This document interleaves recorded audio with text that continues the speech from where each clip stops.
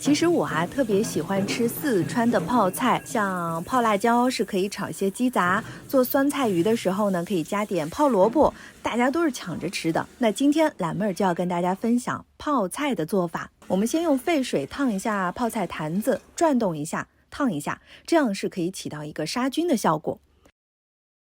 随后把水倒掉，切去大蒜的根部，撕掉外皮。樱桃萝卜去头尾，剪去小米椒、红线椒的根部，用清水清洗一下所有的食材。把食材放在沥水架上面，沥干表面的水分。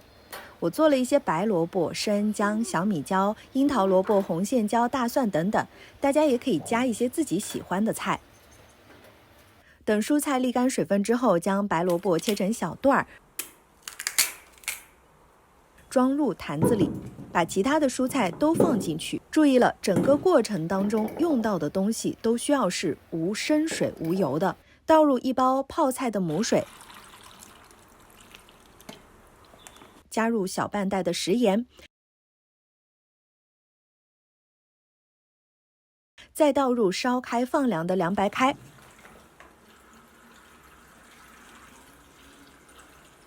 随后倒入2到3勺量的高度白酒，再倒入一些凉白开，漫过食材就可以了。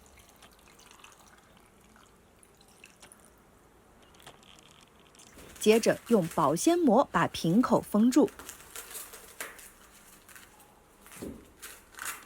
在坛口的边缘再倒入适量的清水，盖上盖子，把坛子放到阴凉的地方，放置20天以后就可以吃了。